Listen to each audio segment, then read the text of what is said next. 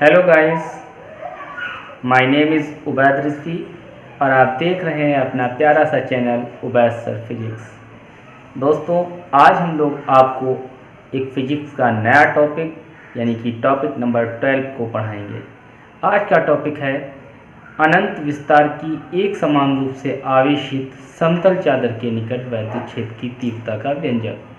तो दोस्तों, जिन लोगों ने हमारा चैनल सब्सक्राइब नहीं किया है या जो लोग हमारे चैनल पे नए हैं वो लोग सबसे पहले चैनल को सब्सक्राइब कर लें और घंटी वाला बटन प्रेस कर दें, जिससे आप लोगों को आने वाले वीडियो की नोटिफिकेशन आसानी से मिलती रहे।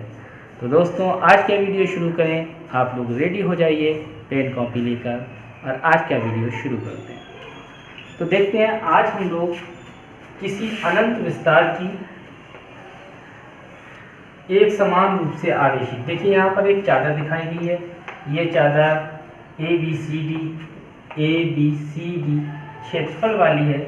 इस अनंत विस्तार की चादर पर धन आवेश प्लस क्यू एक समान रूप से फैला हुआ है।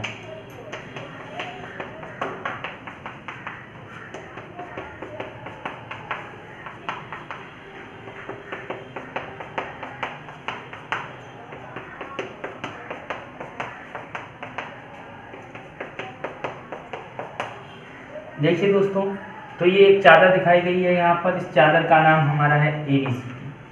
अब इस चादर के पास में देखिए ये अनंत विस्तार इसे क्यों कहा गया। अगर इस चादर से हम थोड़ा सा पास में, अगर थोड़ी सी डिस्टेंस पर यहाँ पर एक पॉइंट की पी कंसीडर करेंगे, इतनी डिस्टेंस पर, तो इस चादर की कंपेरिजन में, इस पॉइंट के कंपेरिजन में ये चादर अनंत विस्तार की कहलाएगी। तो हम यहाँ पर वैद्युत क्षेत्र की तीव्रता का व्यंजक निकालेंगे कि यहाँ पर वैद्युत क्षेत्र की तीव्रता का व्यंजक क्या होगा। तो सबसे पहले दोस्तों, इस विधि को समझने के लिए, इस डेरिवेशन को समझने के लिए सबसे पहले हमें इस चादर के पृष्ठीय आवेश घनत्व के बारे में समझना होगा। पृष्ठीय आवेश घनत्व क्या होता है? पृष्ठीय आवेश घनत्व उसको सिग्मा से रिप्रेजेंट करते हैं। फार्मूला होता है sigma is equal to Q upon A. अब देखिए, अगर हम कहते हैं इस चादर पर कितना आवेश फैला हुआ है, तो इस चादर पर आवेश निकालने की क्वांटिटी इस फार्मूले से डिनोट की जाती है। फार्मूला है sigma is equal to Q upon A. अगर हम कहें इसकी एकांक क्षेत्रफल पर क्यू आवेश है, तो अगर हम पर एक यूनिट पर निकालेंगे तो ये क्यू अपॉन ए हो जाएगा। इस Q अपॉन ए की क्वांटिटी को हम लोग सिग्मा कहते हैं, जिसे पृष्ठीय आवेश घनत्व या सरफेस चार्ज डेंसिटी कहा जाता है। तो यहाँ पर sigma equal to Q upon A होता है। अगर हम इसे डिफाइन करेंगे तो इसकी डिफाइन हो जाएगी, प्रति एकांक क्षेत्रफल पर फैले आवेश को पृष्ठीय आवेश घनत्व कहते हैं, इसे सिग्मा से रिप्रेजेंट करते हैं। तो यानी कि इस चादर के ऊपर जो सरफेस चार्ज डेंसिटी है वो सिग्मा है। अगर यहाँ पर चार्ज की बात की जाए, चार्ज कितना है, तो यहाँ पर सिग्मा ए चार्ज इस शीट पर, चादर पर डिस्ट्रीब्यूट है। तो यहाँ पर अनंत विस्तार की चादर से मतलब एक बड़ी सी चादर है, लेकिन उसके बहुत ही पास अगर इस चादर को हम इस तरीके से देखते हैं,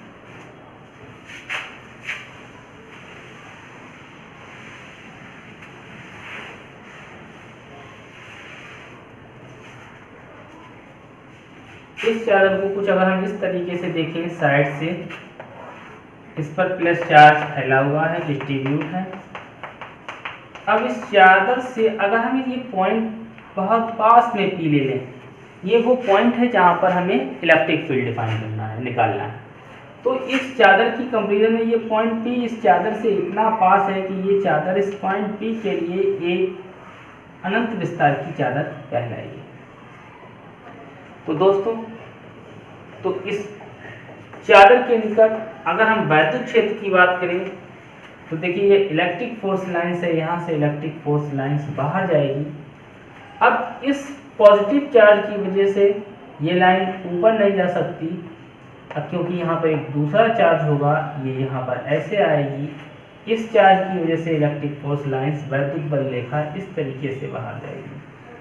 अगर हम इसकी इलेक्ट्रिक फील्ड की बात करें तो इस प्लेन शीट से इलेक्ट्रिक फील्ड इस तरीके से दिखाई देगा जिस तरीके से एक जूते पॉलिश करने वाला जो ब्रश होता है उससे जो उसके वायर रोमे बाहर निकले होते हैं, उसी तरीके का यहाँ पर इलेक्ट्रिक फील्ड इस चादर से हमें बाहर दिखाई देगा।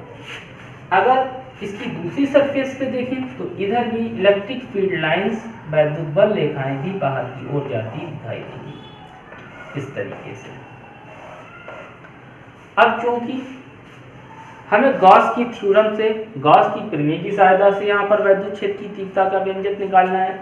अब गॉस की थ्योरम, गॉस की प्रमेय बंद पृष्ठों के लिए होती है, तो यहाँ पर हमें बंद पृष्ठ चाहिए क्योंकि हमें फ्लक्स को निकालना है। और फ्लक्स की डिफाइन हमारी कहलाती है वैद्युत क्षेत्र में किसी पृष्ठ से अभिलंबवत गुजरने वाली वैद्युत बल रेखाओं की संख्या को ही वैद्युत फ्लक्स कहते हैं।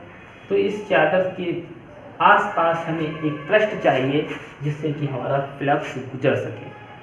तो यहाँ पर हमें फ्लक्स निकालने के लिए इस चादर के आर पार हम एक बेलनाकार बेलन के रूप में गॉसियन सरफेस की इमेजिनेशन करते हैं। तो इस चादर के आर पार हम एक बेलनाकार गॉसियन पृष्ठ की कल्पना करेंगे।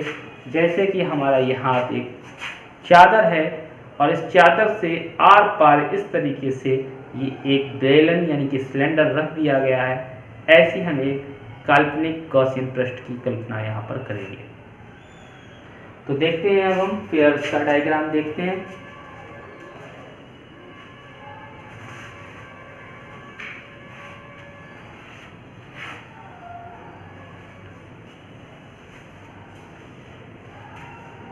देखिए दोस्तों, यहाँ पर ये एक चादर ABCD दिखाई गई है जो कि अनंत विस्तार की है।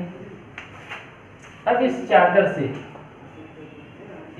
से कुछ डिस्टेंस पर ये एक पॉइंट P कंसीडर कर लिया। अब चादर से ये पॉइंट P है, ये स्मॉल r डिस्टेंस पर है और इस पॉइंट P पर ही हमें वैद्युत क्षेत्र यानी कि इलेक्ट्रिक फील्ड निकालना है। अब सिमेट्री की वजह से, सममिति की वजह से जितनी डिस्टेंस इधर r लेंगे उतनी ही डिस्टेंस हम इधर भी r कंसीडर कर लेंगे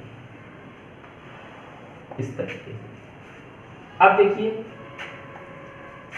पॉइंट P पर यहाँ पर इलेक्ट्रिक फोर्स हमने आपको दिखाया आउटवर्ड्स होगा, इसलिए पॉइंट P पर हम एक गॉसियन पृष्ठ यानी कि बेलनाकार सिलेंड्रिकल रूप में यहाँ पर एक गॉसियन सरफेस बनाएंगे। तो देखिए यहाँ पर पॉइंट P पर हम एक गॉसियन सरफेस की इमेजिनेशन करते हैं।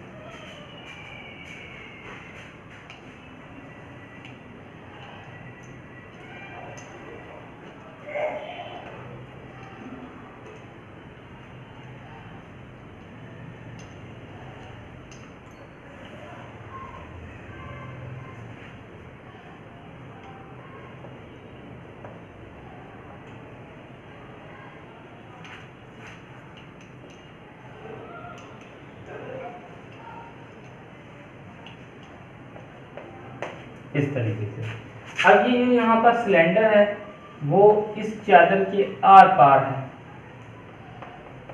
तो आर पार है सिमेट्री की वजह से जितनी डिस्टेंस इधर ली है दोस्तों उतनी ही डिस्टेंस हम दूसरी साइड में भी ले लेंगे।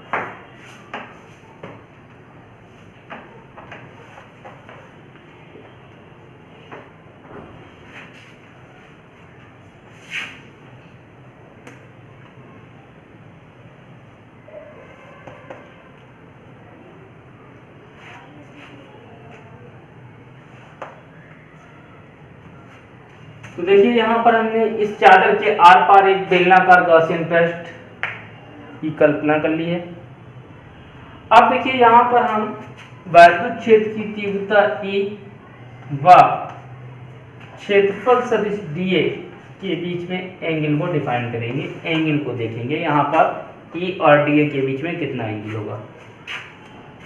तो हम लोग जानते हैं कि बेलन में 3 पृष्ठ होते हैं, तो इस पृष्ठ को हम लोग सरफेस नंबर 1 कह देंगे, इस पृष्ठ को सरफेस नंबर 2 कह देंगे। ये हमारे सपाट पृष्ठ हैं इन सपाट पृष्ठों को S1 व S2 से लेंगे, और ये जो हमारा तीसरा पृष्ठ है ये वाला, ये हमारा वक्रीय पृष्ठ कहलाता है। इस पृष्ठ को हम लोग S3 से ले लेंगे। अब दोस्तों हम यहाँ पर E व DA को कैलकुलेट करेंगे।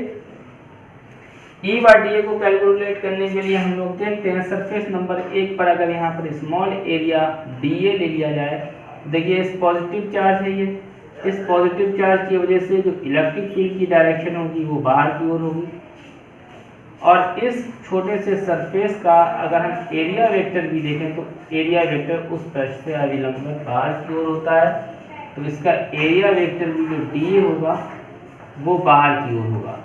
तो देखिए यहाँ पर E और DA के बीच में जो एंगल बनेगा वो हमारा थीटा इक्वल टू 0 डिग्री हो जाएगा। अब इसी तरीके से हम सरफेस नंबर 2 पर भी आएंगे। इस पॉजिटिव चार्ज की वजह से जो हमारा इलेक्ट्रिक फील्ड होगा वो बाहर की तरफ होगा, और इसका अगर हम यहाँ पर छोटा सा एरिया वेक्टर ले लेंगे तो इसका एरिया वेक्टर DA भी बाहर की ओर होगा, और यहाँ पे भी हमारा E और DA के बीच में जो एंगल बनेगा वो 0 डिग्री हो जाएगा। अब हम सरफेस नंबर 3 की बात करेंगे। सरफेस नंबर 3 को देखते हैं। सरफेस नंबर 3 जो है वो हमारी वक्रीय पृष्ठ है, यानी कि स्फेरिकल पृष्ठ है।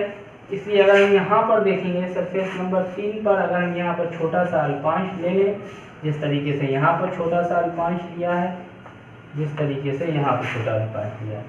अब देखिए यहाँ पर इसका सरफेस नंबर 3 पर एरिया वेक्टर कहाँ पर होगा, एरिया वेक्टर DA बाहर की ओर होगा, और इसका जो इलेक्ट्रिक फील्ड होगा इस पॉजिटिव की वजह से आउटवर्ड्स बाहर की तरफ होगा। तो यहाँ पर देखिए हमारा थीटा इक्वल टू 90 डिग्री हो जाता है। तो आई होप ये डायग्राम आप लोगों को अच्छे से समझ में आ गया होगा। अब हम इसकी लैंग्वेज देखते हैं। इस डेरिवेशन में हमें क्या लैंग्वेज यानी कि भाषा लिखनी होगी।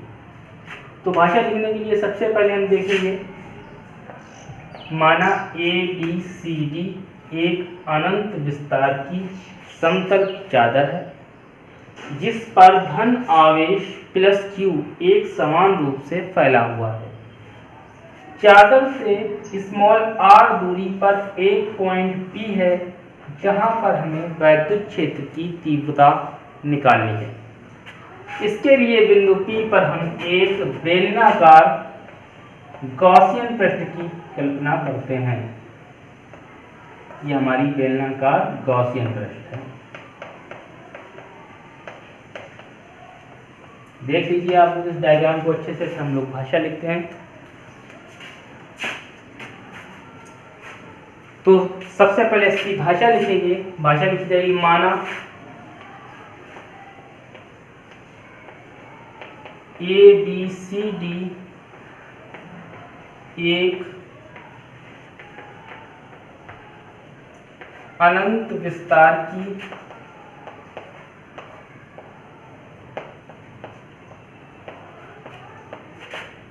समतल चादर है जिस पर धन आवेश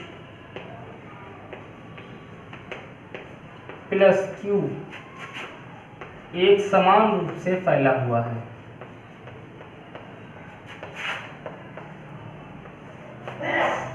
प्लस Q एक समान रूप से फैला हुआ है।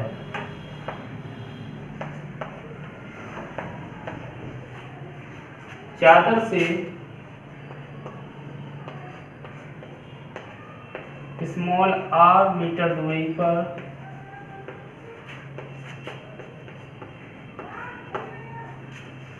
एक बिंदु P है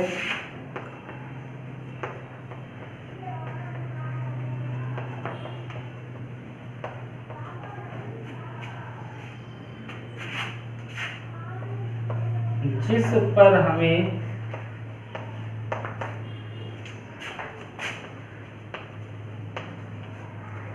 वैद्युत क्षेत्र ज्ञात करना है।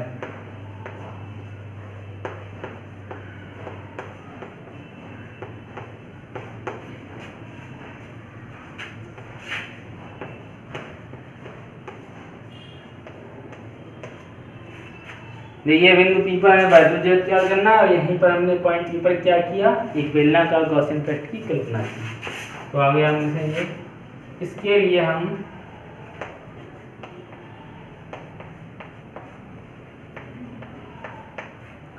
बिंदु पी पर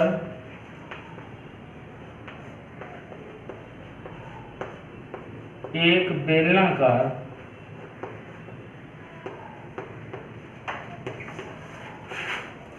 गॉसियन पृष्ठ की कल्पना करते हैं।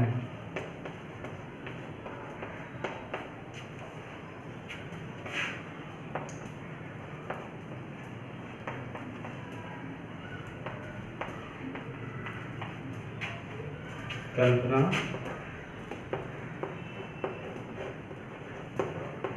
करते हैं। फिर से दोस्तों एक बार लैंग्वेज को समझ लेंगे।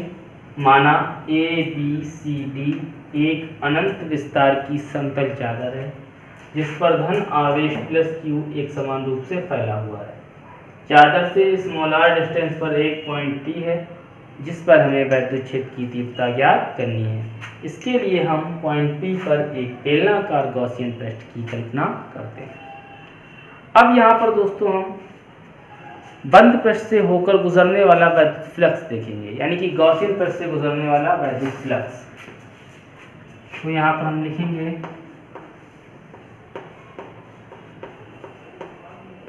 गॉसियन पृष्ठ से गुजरने वाला वैद्युत फ्लक्स, गुजरने वाला वैद्युत फ्लक्स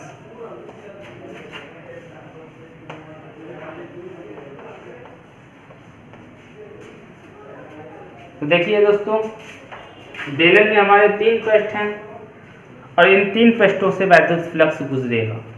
और वैद्युत फ्लक्स का हमारा फार्मूला होता है close integration of E vector dot dA vector. देखिए E डॉट dA का जो हमारा डॉट प्रोडक्ट होता है वो होता है EDA cos थीटा। तो देखिए यहाँ पर हम सरफेस नंबर 1 की बात करेंगे, ये हो जाएगा EDA cos theta, EDA cos theta. अब देखिए सरफेस नंबर 1 पर जो हमारा थीटा है वो 0 डिग्री है, तो यहाँ पर हम लिख देंगे cos 0 प्लस यहाँ पर सरफेस नंबर 2 की बात कर लेते हैं। तो E डॉट डी ए का डॉट प्रोडक्ट यहाँ पर भी हो जाएगा EDA cos थीटा। अब S2 पर जो हमारा थीटा है यहाँ पे भी ये थीटा 0 डिग्री है, तो यहाँ पर भी लिख देंगे cos 0 plus close integration of surface number 3 EDA cos theta. अब देखिए सरफेस नंबर 3 पर ये जो थीटा है हमारा, ये देखिए यहाँ पर E और ये है हमारा DA। थीटा यहाँ पर हमारा जो है वो 90 डिग्री है, तो यहाँ पर लिख देंगे cos 90। अब देखिए cos 90 की वैल्यू जो होती है 0 होती है, तो ये वाला पूरा टर्म हमारा 0 हो जाएगा और यहाँ पर हमारा cos 0 का वैल्यू 1 होता है, तो यहाँ पर हमारा बचेगा सरफेस नंबर 1 EDA प्लस यहाँ पर सरफेस नंबर 2, यहाँ पर cos 0 1 हो जाएगा, यहाँ पर भी हो जाएगा EDA प्लस और यहाँ पर यह वाला टर्म हमारा बन जाएगा 0। अब देखिए यहाँ पर इंटीग्रेशन कर देंगे, तो देखिए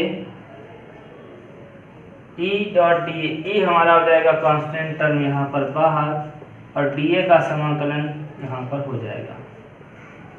वही कंडीशन यहाँ पर भी कर देंगे, E कांस्टेंट टर्म बाहर आ जाएगा और समाकलन यहाँ पर बचेगा DA का, और वो टर्म हमारा ऑलरेडी 0 हो चुका है। अब ये DA का समाकलन होता है A। यहाँ पर देखिए दोस्तों, तो यहाँ पर हमारा हो जाएगा E और DA का समाकलन A प्लस यहाँ पर हो जाएगा E और DA का समाकलन A। तो जब हम यहाँ पर देखेंगे तो EA हमारा बन जाएगा 2EA, और इधर हमारा चल रहा है close integration of E vector dot DA vector.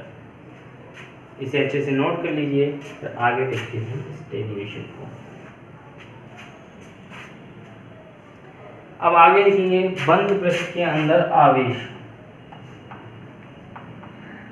बंद पृष्ठ के भीतर आवेश।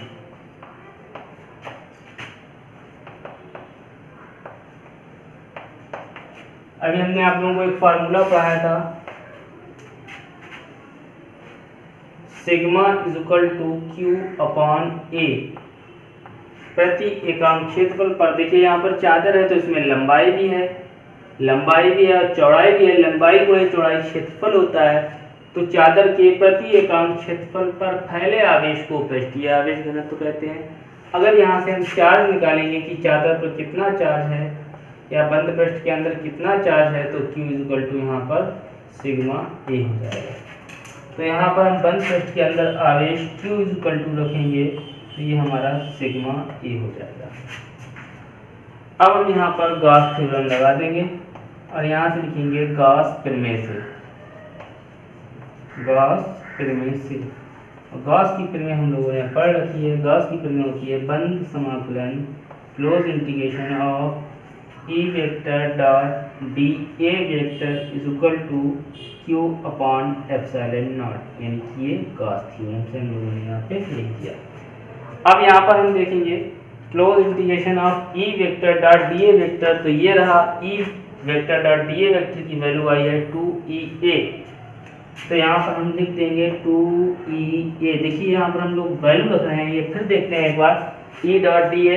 तो यहाँ पर देखिए हमारा ये E डॉट DA इधर चल रहा है, close integration of E vector dot DA vector. तो E डॉट DA की वैल्यू आई है 2EA और Q का वैल्यू आया है हमारा सिग्मा A और अपान में एप्सिलॉन नॉट है। देखिए Q है तो Q का वैल्यू सिग्मा आया। अब इस A से ये A कैंसिल हो जाएगा। अगर हम यहाँ से E इज इक्वल टू निकालेंगे तो E is equal to sigma upon 2 उधर जाएगा तो हो जाएगा 2 एप्सिलॉन नॉट। तो दोस्तों यही हमारा अनंत विस्तार की समतल आवेशित चादर के निकट वैद्युत क्षेत्र की तीव्रता का व्यंजक होता है। यहाँ पर जो सिग्मा है हमारा वो पृष्ठीय आवेश घनत्व है और जो एप्सिलॉन नॉट है वो वायु या निर्वात की वैद्युत क्षेत्र की तीव्रता है। तो थैंक यू वेरी मच, और वीडियो को अच्छे से समझिए। पसंद आए तो इसे लाइक और शेयर करना बिल्कुल भी मत भूलें।